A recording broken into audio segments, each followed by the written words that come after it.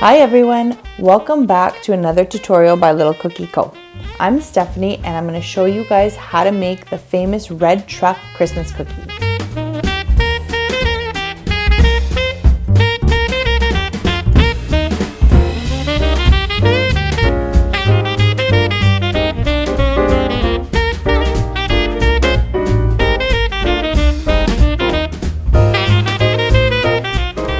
Okay, so what we'll need to get started is a scribe tool. If you don't have a scribe, then you can use a toothpick, that's fine.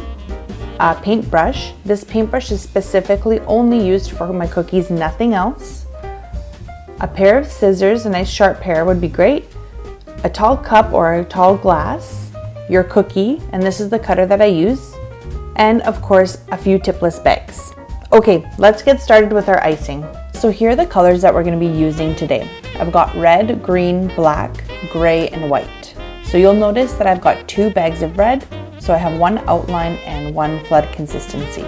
I'll be showing you step by step with each step and each color how to make them. So first up, we have our white consistency. Now I'm just going to make a really thick icing here, and reason why it's going to be thick is we're just going to use it as a sort of background color to our window and our wheels. So I just need it sort of a thicker, not too thin consistency, doesn't have to be perfect. We're just gonna paint it on. Here's my cookie, and so what I'm gonna do is just pipe a little bit of icing on there and use my paintbrush and just paint the background of the window on the cookie. You wanna make sure that you get as close as to the edge as possible and bigger than your actual window will be, because you wanna make sure that everything is covered. And once I finish the window, I'll head onto the wheels and same thing. I'm just gonna leave a little circle in the middle of the wheel. And so I wanna make sure that I paint a big enough area. If you need more icing to cover it, you can go ahead and add some more and just keep painting until you get a nice smooth surface. So once that white dries, or while it dries, we'll work on our red icing here. I have a thick consistency, and this is going to be our outline. The reason I like to outline is to keep all the icing in and keep the sections separate. So you can see that I'm playing around with the icing. It's pretty stiff. It is a soft peak, and this is what we're going for. I have a tall glass here, and this is the way I like to bag my icing. It makes it a lot easier. So I just put my bag on top of the glass, and I'm just going to open up the bag a little bit, and I'm just going to scoop my icing in. So again, you can use this for all icings. I'm just going to show you guys this once in case you're not sure how to do it. This makes it really easy to get all the icing in there. Okay, so now that we have all the icing in the bag, what I want to do is this is thicker icing, so I'm just going to push the icing down into the bottom of the bag, and I will loosely open up my hands on the top here and squish out a little bit of the air so I can get everything down to the bottom. And if you have space, you can tie your bags. That's what I usually like to do. You can use a little bag clip if you don't have enough space, if there's too much icing or your bag is not big enough. But this is basically what we're working with. So you can go ahead, cut your bag on a small opening just to get the outline. If you're a beginner, it's easier to use a thicker outline in the beginning.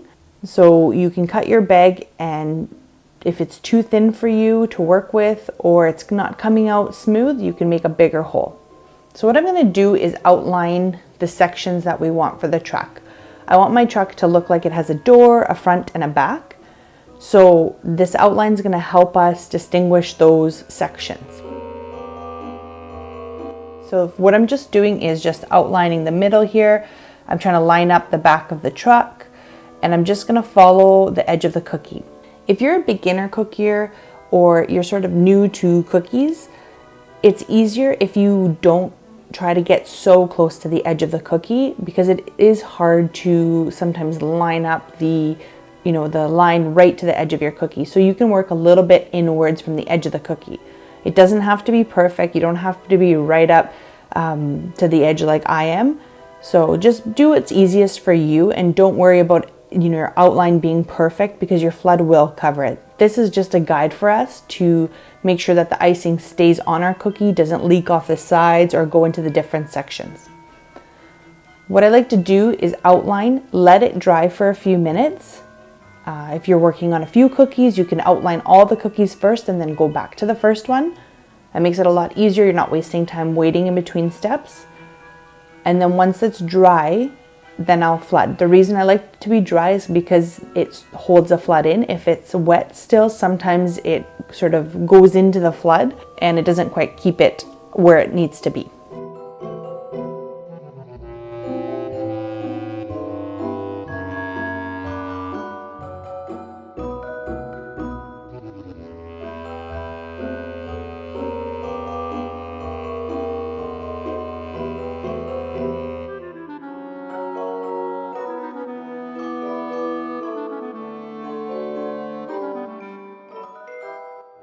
All right, so now we're gonna work on our flood icing. So this is the icing that's gonna fill the sections of the truck. So you can see here, it is just flowing off my spoon, ribboning off my spoon. A little tip is when I'm doing smaller sections or smaller cookies, I tried to have my icing a little bit on the thicker side, my flood icing. So you can see here, it runs off my spoon easily, but not too easily. And it sort of jiggles to smooth out instead of my normal icing that's really loose. The reason I like it like this is when you're flooding small sections, for example here where I'm flooding the top of the truck or the side, if it's too loose, these narrow sections, it'll just flow right over, my outline. And so that's where having a thicker outline comes in handy if you're a beginner, to be able to control how much flood you keep in. And again, if these smaller sections, you don't really want them to crater. So what happens sometimes is when you have really tiny sections, the icing collapses in on itself. So if it's a little bit on the thicker side, it usually helps prevent that.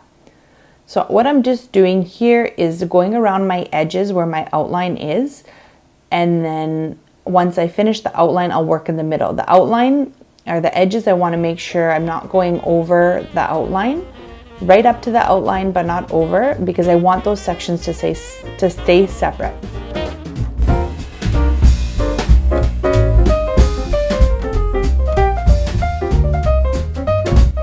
So you can see now that the middle section is a little bit dry. The light is hitting it differently. It's crusted over. It's not dry underneath, but the top is dry enough that we can go ahead and do our front section. So the reason that we dried it in that step and we can do the front section now is now the icing will stay separate on the line. So I can pipe right up next to it and I'll have a little divot to make the front separate from the door part. So again, my outline, I go very slowly.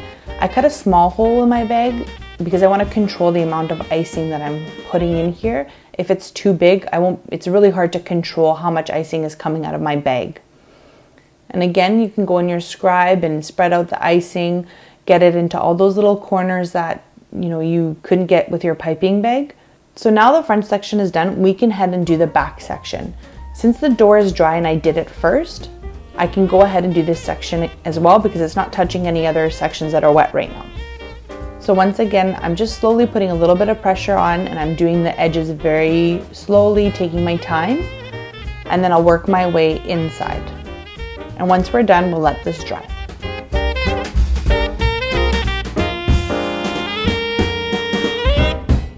Okay, for the next step, we'll need some gray icing. We actually just need a little bit here, but I made it a little bit extra. So here it's a thicker icing that we've got. It's not a flood because we're just doing some small details. You can see that I'm shaking it, it'll smooth out, but it still sort of holds its shape.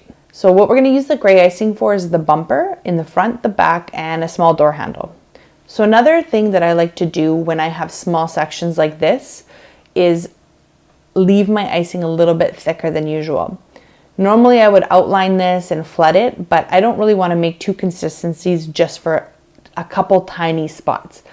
So when you have a really small section of icing, like let's say this front bumper here, I can easily smooth it out with my scribe, even if it's a thicker icing, because it's such a small area. You don't need to have, loose icing for the flood to settle itself. You can just smooth it out with your scribe very easily. Okay, so now we're going to go to the back bumper. And again, it's a small area. My icing is thick, so I can easily jiggle it.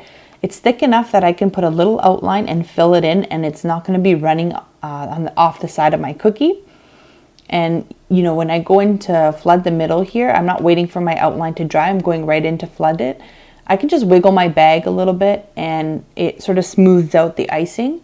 And if you put enough icing in there, it's easier to smooth out. If you have a really thin layer, it's not as easy. It's kind of like quicksand. The more you have it and play with it, the more it sort of levels off.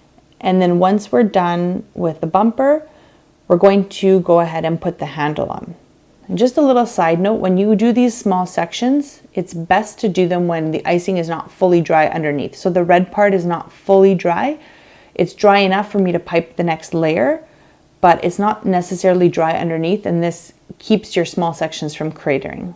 All right, next we've got our black icing for the tires. Again, you can notice it's on the little bit of a thicker side. We're going for one consistency here, which means I just want to have it thick enough to hold its shape when I pipe it, but as soon as I wiggle it, it will smooth out. I don't need two consistencies. It's a very small areas that we're doing, so I don't need to have two bags. All right, so we're just gonna go along the outline of the tires. So I'm just piping right up to the red, and I will continue around the bottom of the tire.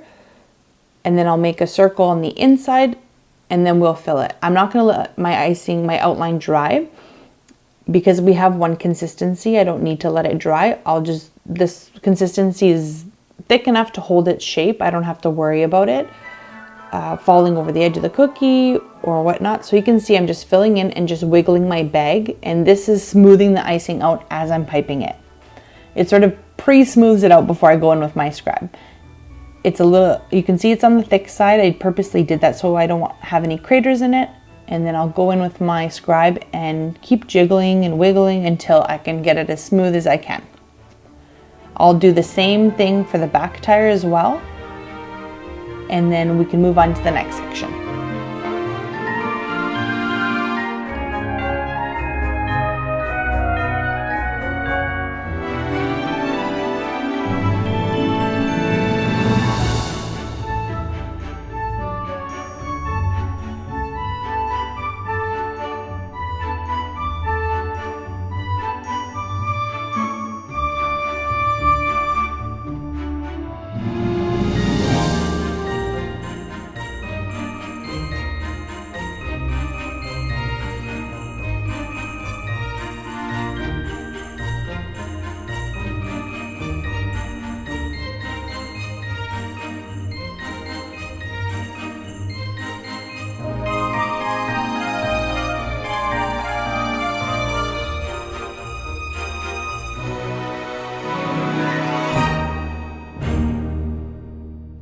Okay, our last color. So green for the Christmas tree. Here we're looking for really thick icing that doesn't really settle. The point of it, we want it to keep its shape. We want the details to be visible on the tree. So let's do that final step. Okay, so the first thing I'm going to do is outline my tree a little bit on the top and just basically do lines. I'm going to keep going with the shape of the tree, and we're going to start with the base layer and then keep layering these sort of short and long lines on top. This is sort of a little bit of a longer way to do a tree, but I like the look of it. Don't worry about anything. If you mess up, you can use your scribe to take it off like I just did there. But we're going to do a base layer, and then on top we're just going to keep layering the lines. Because it's a thicker icing, I can sort of work right on top of the, go from one layer to the next without ruining the icing too much. If it was thinner, we would probably run into problems, but because it's thick, I'm able to do the base layer, and then we can go right ahead and do the second layer. I'm going to just keep making lines until I'm happy with it. So you'll see how it all comes together at the end.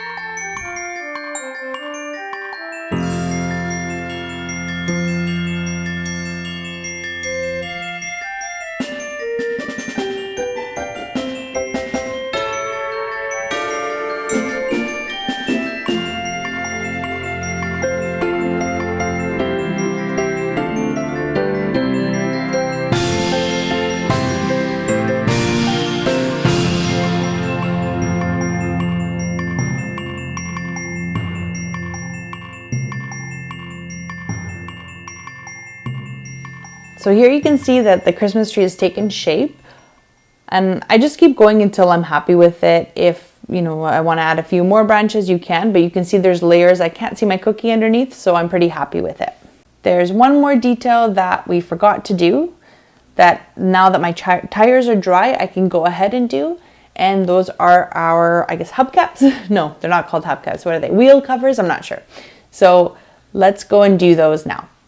So again, I've got my outline consistency, and I'm going to outline the the wheel covers here. And I'm just going to make basically an upside down U with my outline consistency, and right away I'm going to go in and flood it. Again, it's a very small section, and I can go in there with my outline consistency, wiggle my bag a little to smooth it out. If you put enough icing in that section, it's easier to smooth out.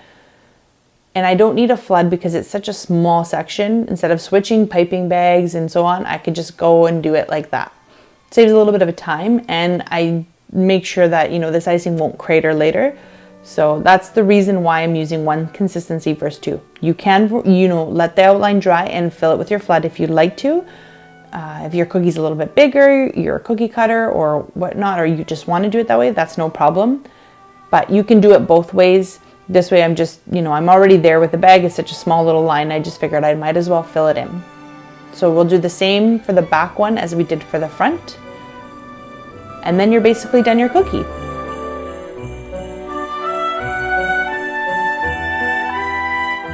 As always, thank you so much for watching, and thanks for all your wonderful comments. And I hope you had fun making this red truck with me. I'm looking forward to sharing a lot more tutorials with you all. Happy baking!